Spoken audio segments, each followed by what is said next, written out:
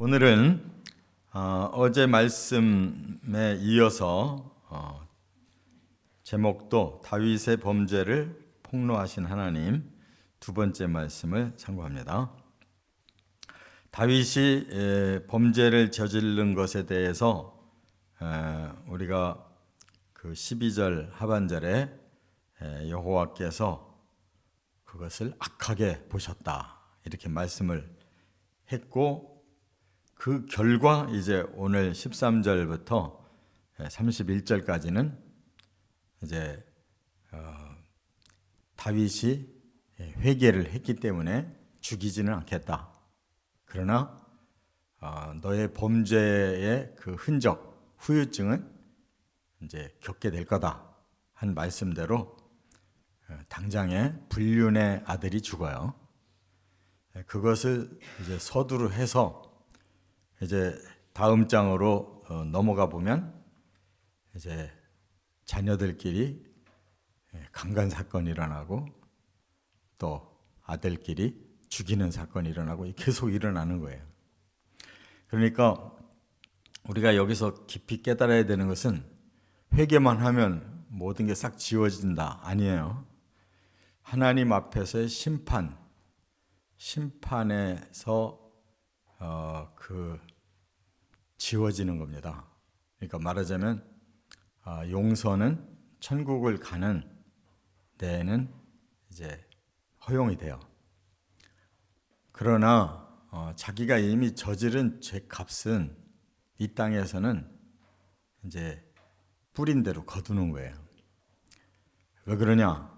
사탄에게 이미 넘어가서 사탄의 뜻대로 그가 복종했기 때문에 그런 거예요.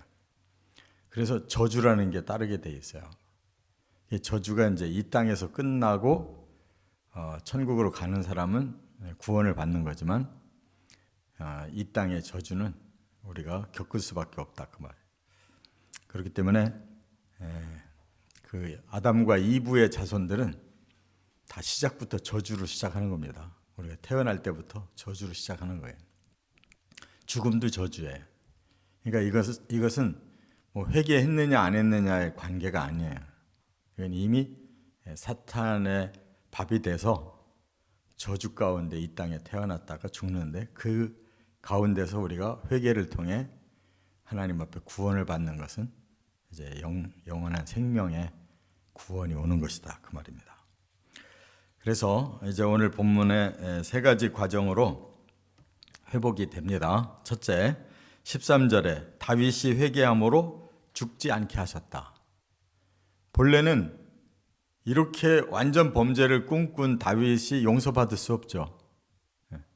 하나님이 이거 악하게 보셨다는 것은 이건 용서할 수 없다는 뜻이거든요. 그럼 죽이실 거예요.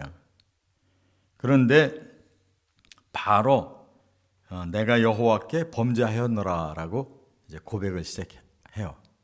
나단 앞에서. 그리고 이제 그 내용이 다 신하들도 알려지게 되고 나중에 만인이 알 수 있도록 그가 회개의 그 흔적을 남겨요. 그게 바로 시편 51편이에요. 시편 51편을 읽어보면 다윗이 어떻게 회개를 했는가를 아주 그냥 정말 참회를 하고 있는 걸 볼 수가 있어요. 그것을 이제 보신 하나님이 나단에게 다시 이제 지시를 해요. 다윗이 회개했기 때문에 하나님이 죽이시지는 않는다. 이렇게 보장을 하고, 그러나 그 회개가 다 끝난 게 아니고 이제 저주가 시작이 되는 거예요. 그래서 다윗의 생애 동안 이제 계속 그 저주가 따라와요. 이 땅의 죄값이 그대로 치러진다 그 말이에요. 이것이 이제 사람이 회개라는 것이 쉬운 게 아니에요. 다윗이 이것을 인정하기가 쉬운 게 아니라고요. 그렇기 때문에 감추려고 완전 범죄를 저지르려고 애를 썼던 건데 결국 하나님이 다 아시고 그렇게 추궁하니까 다윗이 믿음이 있는 사람이니까 하나님 앞에 엎드려서 회개했는데 사람에게도 우리가 죄 짓잖아요. 그것이 우리가 회개가 사과예요. 그 사람에게 저지른 죄를 분명히 인정하고 용서해 달라고 이렇게 말을 해야 이게 회개예요. 근데 하나님께만 회개하고 그 당사자에게는 회개하지 않는다. 그러면 회개가 안 된 거예요. 그래서 사람들은 하나님께는 회개를 그래도 잘해요. 왜냐하면 용서하신다는 것을 믿으니까. 그리고 하나님은 그거 가지고 이 다윗처럼 이렇게 발설해서 폭로를 안 하시니까 그냥 하나님께까지는 회개를 편안하게 해요. 그런데 사람에게는 안 해. 그럼 평생 원수 되는 거예요. 그 사람에게도 반드시 짚고 넘어가야 되는 거예요. 그럴 때는 그 상대방은 용서를 해야 돼요. 그게 하나님의 법이에요. 그런데 사람에게 용서를 받기 위해 회개는 하기 힘들어요. 왜냐하면 평생 자존심의 문제이기 때문에 하나님 앞에서는 뭐 자존심을 크게 내세울 필요가 없어요. 우리가 죄를 지면 회개하고 하나님은 용서해 주시고 우리는 구원을 받는 이 과정이 분명한데 사람과의 관계는 이 자존심이 있고 계속 함께 살아야 되는 이런 관계성이 있기 때문에 쉽게 회개를 못해요. 근데 그거를 해야 된다는 거예요. 그래서 이 다윗은 공개적으로 회개를 했어요. 시편 51편 남겨놨다고.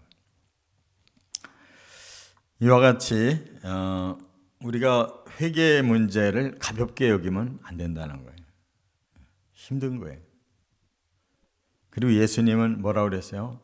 그 죄 지은 여인에게 내가 너를 용서하는데 다시는 죄를 범치 말라 그래. 조건이 붙어 있어요. 회개는. 또 죄 져도 돼. 그냥 계속 회개만 해. 그런 뜻이 절대 안 해. 다시는 똑같은 죄를 범하면 안 된다라고 분명히 단서를 달아서 말씀했어요. 그렇기 때문에 우리가 두렵고 떨리는 마음으로 구원을 받아가는 거지. 나는 회개해서 싹 지워졌어. 그리고 또 다시 죄 짓는다면, 그리고 그 다음에 또 회개한다면 그건 회개가 아니에요.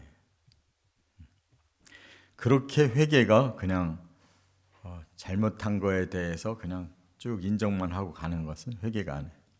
변화되어야 회개의 열매를 맺는 거예요. 두 번째, 14절부터 23절에 보면 범죄의 씨를 죽게 하셨다는 거예요.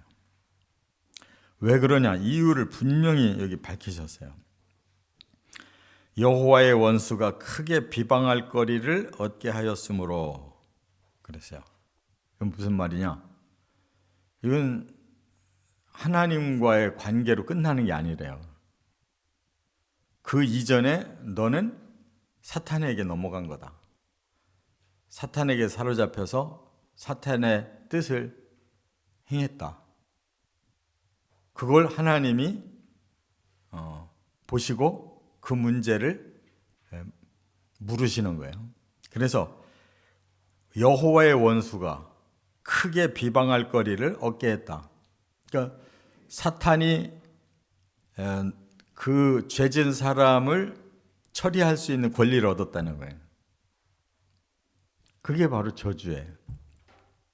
사탄은 어떻게 해서든지 사람을 저주하고 어떻게 해서든지 지옥 가게 하려고 사탄이 아주 마음 먹고 사람들에게 죄를 짓게 하려고 하는데 다윗이 거기에 넘어갔기 때문에 그 사탄의 저주에 너는 들어갔다. 그래서 결국 사탄이 그 불륜의 아들을 죽이도록 하나님이 허용할 수밖에 없다는 거예요. 그렇기 때문에 사탄의 권세가 지금 얼마나 강한지 우리가 태어나서 죽을 때까지 평생 그 저주를 다 모든 사람이 인류가 한 사람도 열애 없이 다 받고 가는 거예요. 하나님이 그렇게 막 우리를 저주하려고 하는 게 아니고 그게 법이에요. 우리가 하나님의 법을 어기고 사탄을 따랐으면 거기에 대한 대가를 지불해야 되는데 그 권리가 사탄에게 있다 이거예요.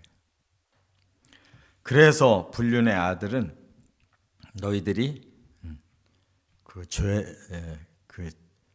저주를 너희들이 받게 됐다. 그래서 죽인다고 말씀했는데 다윗이 회개하고 보니까 마음이 얼마나 아픈지. 이 아들은 잘못이 없잖아요.